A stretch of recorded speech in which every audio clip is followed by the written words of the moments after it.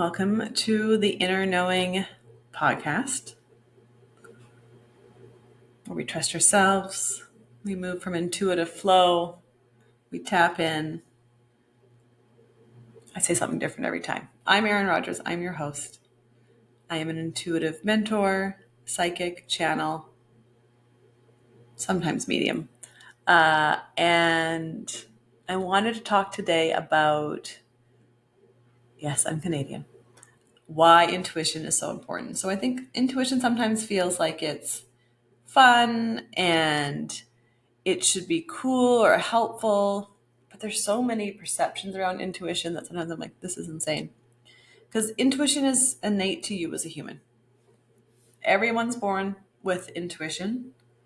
And just like not everyone's Michael Jordan, and there'll be people that have a greater talent, everyone has intuition. And the more you practice and you're in a relationship with your intuition, the stronger it gets. Michael Jordan played a lot of basketball outside of the court time when he was winning games in the NBA. I don't know why I used Michael Jordan, but cool.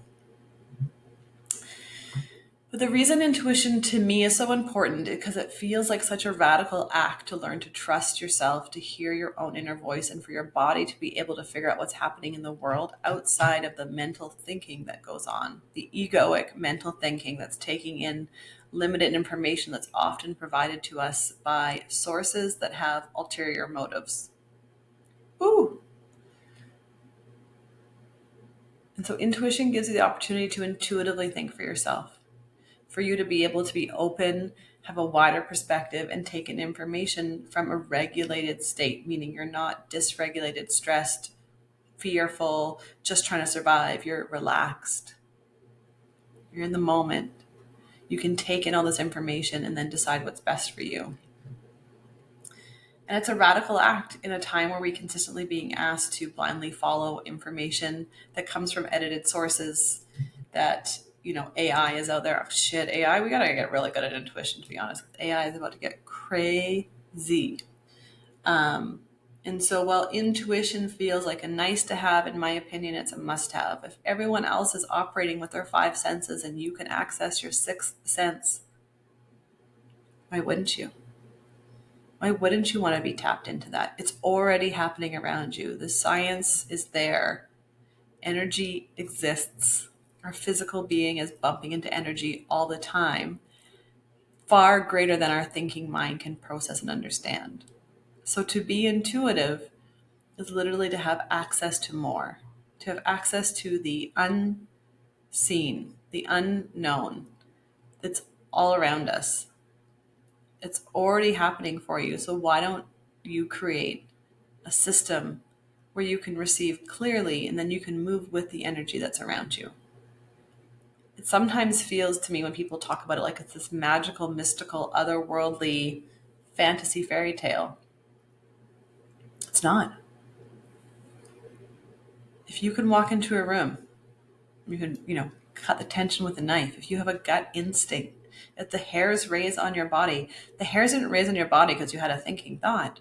Your gut didn't do that because you had a thinking thought, an egoic thought. That was in response to the energy around your field, around your system, around your body. Bears don't think, let me check the calendar. It's probably time to hibernate soon. Fish don't swim upstream because Laura, it looks hard. Because they think it's a good idea. No, they're instinctually responding through intuition, through a system of information that's in and around their body that they have access to just like we do. Steve Jobs didn't create Pixar, the other 95 different cool random things he did because it was a thinking thought. It was an intuitive hit. It was from a widened perspective. It was an ability to see beyond the scene. Any well-known CEO, head of a company, successful entrepreneur, you will hear it in their explanation at some point if they talk long enough about how they got to where they are, because it doesn't make sense. Your thinking mind would never think that was a good idea. It's to go beyond that, and you have access to that. And so while maybe there is fear about accessing your intuition in a way that's purposeful, then we can talk about all the fears that come up with intuition, right? You're not crazy. It's okay to talk about it. People won't shun you. It's safe to not have all the answers. It's safe to ask yourself what the answer is. The number one conversation I have about this intuition thing, especially now that I'm out, and like I was as dysregulated as they come and as fearful as they come, and somewhat as the most skeptical believer probably, in terms of like shit was happening to me all the time, and then I was highly skeptical because I was so mentally driven in life, and that was exhausting, to be honest. Now that I just generally be like, yeah, no, I work as a psychic and an intuitive. So some people are really like, and I usually end up following up for my own comfort. I really shouldn't. With, well, I used to work in corporate for 15 years, like a little bit of like a proof that like whatever internal system you believe to be true about people that open up like that ain't true. I'm a highly grounded, logical person who happens to also be wildly intuitive, connected, and in flow and trusting for the most part. But the majority of people, and actually it could make me cry right now, start telling me stories of how they're intuitive. They don't trust themselves anymore. The stories I hear about kids talking to anywhere from family members that have passed away experiencing mediumship as a child to probably energies beyond that. And they look at me and they're like, what do you think? Like, yeah, that really happened. And then they tell me about all these synchronicities, all these cool experiences, and I'm like, this person's probably way more intuitive than I am. And mostly what people need, they just want someone to validate that it's actually happening. Because that's the hardest part about intuition. It can be so hard to actually validate until you have an experience of synchronicity, whatever it might be. But it's happening so often now that I think it's important to talk about.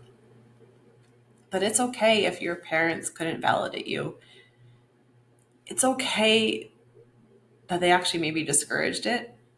They did the best they could with what they had at the time they had in their awareness, and it still means that you are intuitive.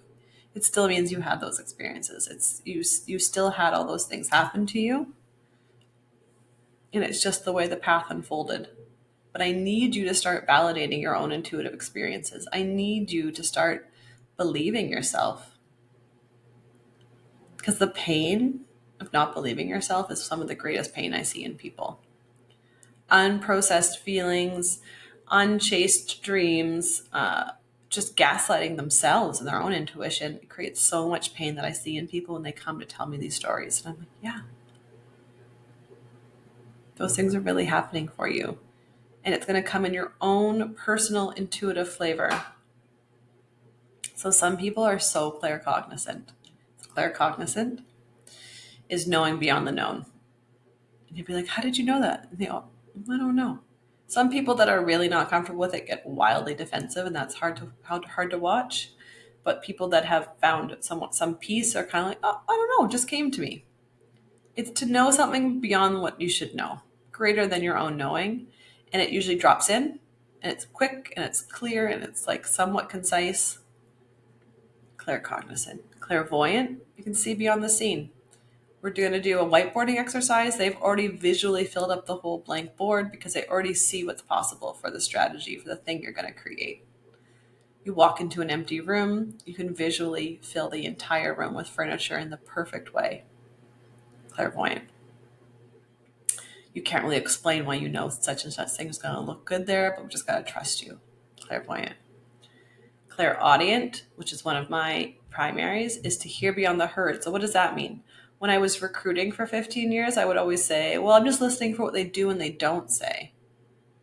I'm listening for how they say it, for the cadence of their voice, for when they do pause, to how they do react when I question them.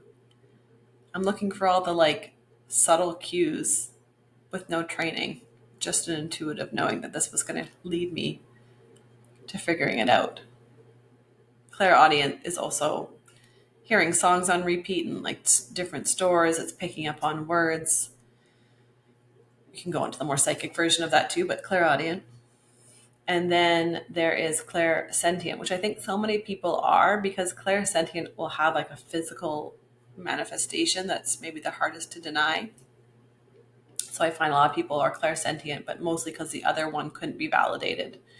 I mean, the other way they received intuition could be validated, but it's hard to ignore when your stomach turns or your hairs stand up or you're physically, almost pulled back if something feels intense.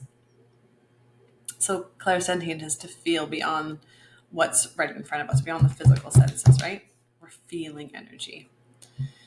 And there's different ways to validate them, but you have to start to just believe yourself that if you physically feel repulsed at the idea of going to a party or meeting with somebody, listen to it. I bet you often have that feeling and do it anyways and go, ugh, I knew I shouldn't have.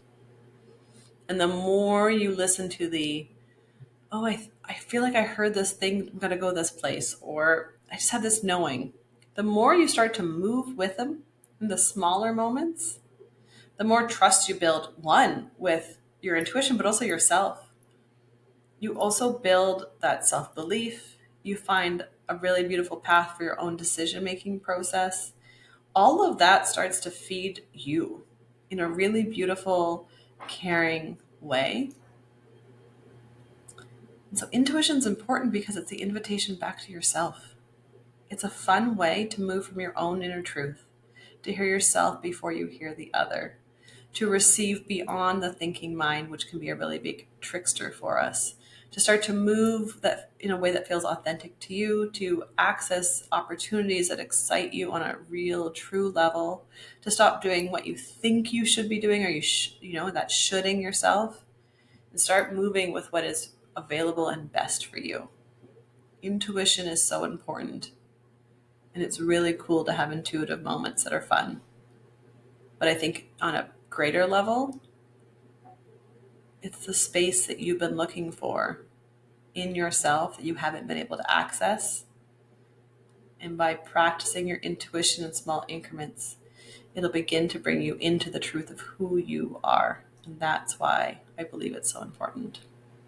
If you want support with this, I have one-on-one sessions open. I also have coaching available at the moment for 3 or 6 months. I would love to support you. If you want to know your intuitive type, I put the quiz in the show notes. Super fun. It's a blasty blast, that quiz. Real 90s Cosmo. Is that what I had as a kid? Cosmo, maybe? I don't know if I should have had that as a child. And takes you to a free portal with a booklet and all the ways you can take action to practice. But let me know how that goes. I love you. Hope you have a magical day.